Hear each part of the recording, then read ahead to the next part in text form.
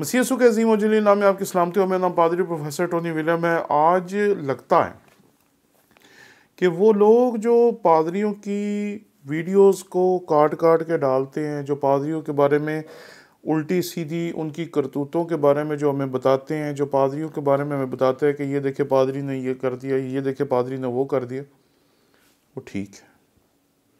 मैं कभी किरदार कुशी को पसंद नहीं करता, मैं कभी बदतमीज़ी को पसंद नहीं करता, मैं कभी भी लोगों के ख़िलाफ़ गॉसिप को पसंद नहीं करता। लेकिन आज जब मैं मौजूदा सूरत हाल को देखता हूँ तो लगता है कि ये सब लोग ठीक कर रहे हैं, क्योंकि लीडरशिप में एक तीसरी किस्म की लीडरशिप ऐसी घुस गई है, या तीसरी किस्म के लीडर्स ऐसे आ गए हैं जो सिरे से बेचारे खादम हैं ही नहीं। क्योंकि लीडरशिप में हम हमेशा दो कैटेगरीज आपके सामने रखते थे, और सादा सी कैटेगरीज थी। एक वो जो ट्रेंड पास्टर्स होते हैं, जिनको बाइबल कॉलेजेस में, अदारों में, इंस्टीट्यूशंस में भेजा जाता है, वो वहाँ 5 साल 10 साल 3 साल जितनी भी मुद्दत हो उसमें ट्रेनिंग करके जब वापस आते हैं तो फिर वो अपने सिस्टम के तहत आकर काम करते हैं। और दूसरी वो जो खुदावंद के कलाम के बोझ को महसूस करते हैं और खुदावंद के कलाम के बोझ को महसूस करते हुए खुदावंद की खिदमत शुरू कर देते हैं। और यकीन मन है कि मैंने उनकी खिदमत को भी बहुत मुअस्सर पाया है। गुज़िश्ता 20 सालों में जब से मैं बाकायदा खुदावंद के कलाम की खिदमत को सरअंजाम दे रहा हूँ, मैंने आज तक बेशुमार ऐसे पादरियों के साथ काम किया है जिनके पास ट्रेनिंग नहीं है, जो बाइबल कॉलेज नहीं गए, जो इंस्टीट्यूशंस में नहीं गए, जो तरबियत नहीं हासिल कर पाए, लेकिन क्या कमाल ज़िंदगी है उनकी, क्या कमाल वो खुदावंद के साथ वफादार है। आप उनके ट्रेंड किए हुए लोगों को देखें तो आप हैरान रह जाएंगे। बहुत साल पहले की बात है कि मैं एक पादरी साहब से मिला जो एक घर में आए, मैं उस घर में बैठा हुआ था और उन्होंने आकर उस घर में हर एक शख्स को बताया, बेटी तूने पढ़ाई के लिए दुआ करने के लिए की थी, क्या तेरी पढ़ाई ठीक जा रही है? भाई तेरा कारोबार जिसके लिए मैं दुआ कर रहा हूँ, तेरा कारोबार ठीक जा रहा है? बहन तेरी जो बीमारी थी, तेरी बीमारी ठीक जा रही है? उसने पूरे घर को बताया कि वो कितना ज़्यादा उस घराने के साथ जुड़ा हुआ है, कितना ज़्यादा उनके लिए परेशान है, कितना ज़्यादा उनके लिए दुआ करता है, कितना ज़्यादा उनके लिए फ़िक्रमंद है।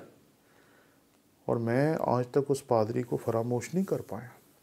लेकिन ना हम उस लीडरशिप की बात करेंगे जो कि ट्रेंड है, ना हम उस लीडरशिप की बात करेंगे जो अनट्रेंड है, बल्कि हम एक तीसरी किस्म की लीडरशिप की बात करेंगे। इसमें एवेंजलिस्ट भी आते हैं, इसमें पादरी भी आते हैं और इसमें बिशप्स भी आते हैं। और यहाँ ये बात बिल्कुल वाज़ेह है। यहाँ ना मैं बात कर रहा हूँ कैथलिक बिशप की जो कैथलिक चर्च से ताल्लुक़ रखते हैं, और ना मैं बात कर रहा हूँ चर्च ऑफ पाकिस्तान के बिशप्स की जो एंग्लिकन सिस्टम से यहाँ पर बिशप साहिबान हैं। यहाँ मैं उन बिशप साहिबान की, उन एवेंजलिस्ट की और उन पासबानों की बात कर रहा हूँ जो सिर्फ जगह पूरी करने के लिए बनाए जाते हैं। बस जब पादरी साहिबान नहीं आते, जब बिशप साहिबान नहीं आते, जब कोई और नहीं आता, तो ऐसी लीडरशिप वहाँ पर आती है और उनके लिए बस यही होता है कि उन्हें उस वक़्त उस जगह के ऊपर उन्होंने वहाँ बैठ जाना है और किसी ने पूछना कि ये कौन है? जी मैं भी पादरी हूँ, मैं भी एवेंजलिस्ट हूँ, मैं भी बिशप हूँ। और मैंने हज़ारों ऐसे लोग देखे कि जो मैंने कभी भी नहीं देखे, ना वो पादरी है, ना वो एवेंजलिस्ट है, ना वो बिशप है, बस वो जगह पूरी करने के लिए या कुर्सियाँ भरने के लिए वहाँ बैठ जाते हैं। खुदावंद की खिदमत बड़ी कीमती चीज़ है जी। मैं समझता हूँ कि अगर मैं खुदावंद का खादिम ना होता तो आज मैं क्या होता? शायद कुछ भी ना होता। आप जितना प्यार करते हैं, जैसे मुझे जानते हैं, जैसे मुझसे वाकिफ़ है, शायद आप मुझे ना जानते।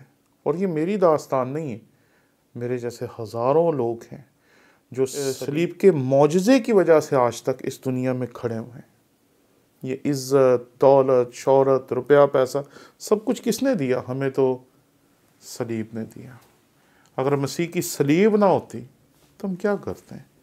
हम उसी के अदना से ग़ुलाम बनकर आज तक सफ़र कर रहे हैं। और ये बात मैं आज गवाही के तौर पर आपको बताना चाहता हूँ कि जब मैं अभी तौबा करने के बाद सन 1997 में ये सोच रहा था कि मुझे खिदमत करनी चाहिए, तो 5 साल तक हमने दुआ की, दरवाज़े खड़काए, एप्लीकेशंस भेजी, रिक्वेस्टें की, इसको कहा, उसको कहा, हज़ारों लोगों को कहा कि आप हमारे लिए दुआ करें, आप हमारी मदद करें ताकि हम जाकर तरबियत हासिल कर सकें। और यकीन मानना है कि इतने सालों तक दुआ करने के बाद हमारे लिए दरवाज़ा खुला और एक दिन पता चला कि जी आपको सेमिनरी की तरफ से लेटर आया कि आपने वहाँ पर इंटरव्यू के लिए जाना है। आज तक मैं उस लम्हे का एहसानमंद हूँ।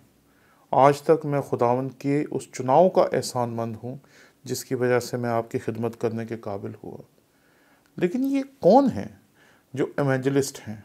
ये कौन हैं जो सिर्फ पादरी हैं? ये कौन हैं जो बिशप भी हैं? और उनकी करतूतें जब आप ये जो वेबसाइट्स है, ऑस्ट्रेलिया टाइम हो गया, कड़वा सच हो गया और इस तरह की बेशुमार वेबसाइट्स हैं, मुझे लगता है ये ठीक काम कर रहे हैं, बिल्कुल ठीक काम कर रहे हैं। हमारे पादरी कर क्या रहे हैं? ये 2 नंबर पादरी, ना जिन्हें अपनी खिदमत का पता है, ना जिनको मसीह खुदावंद की इज़्ज़त का पता है, जिनको ये नहीं पता कि आपकी करतूतों की वजह से कितने लोग हैं जो चर्च आने ही छोड़ देते हैं, कितने लोग हैं जो खुदावंद की खिदमत को छोड़ देते हैं। मुझे याद है कि हमारा एक दोस्त था और एक पादरी साहब ने गलती से एक मीटिंग में उसके ऊपर इल्ज़ाम लगा दिया और अगले 5 साल तक मैंने देखा कि वो चर्च जाना ही छोड़ गया। वो बंदा जो चर्च के बीच में काम करता था, खिदमत करता था, पादरी साहब के साथ रहता था, बशारती खिदमत करता था, ये सब कुछ करता था, वो चर्च ही नहीं था जाता। कहता मुझे चर्च जाने की कोई ज़रूरत नहीं। एक ऐसे खादम हैं जो आज हमारे दरमियान आ गए। आप अपने आप को ऐसे ही पादरी कह देते हैं, आप अपने आप को ऐसे ही बिशप कह देते हैं, आप अपने आप को ऐसे ही लीडर कह देते हैं। अगर आपके पास बुलाहट नहीं है तो आपको टाइटल की ज़रूरत क्या है? ये बात दुरुस्त है कि हम खुदावंद की खिदमत करने वालों को पसंद करते हैं, प्यार करते हैं, उन्हें दिल से लगाते हैं, लेकिन ये क्या हो रहा है?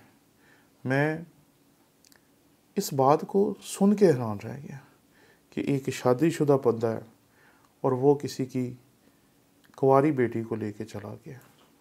1 फरवरी सन 2025 को एक चर्च में एक मीटिंग का इनेकाद किया गया जिसमें इस मसले को डिस्कस किया गया कि हमें इस मसले पे बात करनी चाहिए कि एक एवेंजलिस्ट हैं जो किसी की बच्ची को लेके चला गया। क्या ऐसा करना पादरियों को रवा है? सारी वीडियोस मेरे सामने आ गई जो पिछले सालों में जब लोग मुझे व्हाट्सएप करते थे तो मैं उन्हें कहता था कि ये वीडियोस मुझे ना भेजें, मुझे इन वीडियोस को देखने की ज़रूरत नहीं। लेकिन ये पादरियों के करतूत कब दुरुस्त होंगे? कब हम अपने बुलाए जाने पे गौर करेंगे? कब हम ये सोचेंगे कि हमें खुदा ने अपनी खिदमत के लिए बुलाया है? कब हम इस हकीकत से वाक़फ़ होंगे कि भाई हम खुदा के खादिम हैं? मैं जब देख रहा था फैसलाबाद में होने वाली उस मीटिंग के लिए जिसमें एक एवेंजलिस्ट साहब ने ये काम दिखाया, फिर आज से चंद साल पहले एक और पादरी साहब की यही खबर आई, फिर एक और पादरी साहब की वीडियोस। अब आप याद करें कितने पादरियों की आपने वीडियोस देखी? किस कैटेगरी में आप डालेंगे आप उनको? जो सलीब के निशान के एहसानमंद हैं कि अगर हम इसकी खिदमत ना करते तो हम क्या होते हैं? अगर हम इसके पैगाम को सारी दुनिया में ना पहुंचाते तो हम क्या होते? ज़रा सोचें जी कि आपको जो इज़्ज़त दी जा रही है, जो मुकाम दिया जा रहा है, आपको जो अपने घरों में दाखिल होने का इस्तेकाक दिया जा रहा है, आपको अपनी बहनों बेटियों के साथ रहने के लिए जो वक़्त दिया जा रहा है, वो इसलिए नहीं है कि आप अपने जहन में गुनाह को जन्म लें दें, बल्कि इस हकीकत को समझें कि अगर खुदा ने आपको किसी खिदमत को लेने के लिए खड़ा होने दिया है तो वो बहुत बड़ी खिदमत है। हमें ये समझना पड़ेगा जी कि ये खिदमत बहुत बड़ी है जो खुदा ने हमें दी है, और हमें अपने आप को अपनी इन काली करतूतों से बचा कर महफूज रखना पड़ेगा। और अगर आप समझते हैं कि खुदा ने आपको खिदमत नहीं दी तो फिर पीछे हो जाएं, क्योंकि बाइबल में ऐसे बहुत सारे लोग हैं जिन्होंने खुद खुदा की खिदमत करने की कोशिश की और तबाह हो, बर्बाद हो गए। खुदा ना करे कि हम में से किसी के साथ ऐसा हो, लेकिन ये लम्हा फ़िक्रिया है जिसके लिए हम सब खादमों को सोचने की ज़रूरत है। शुक्रिया।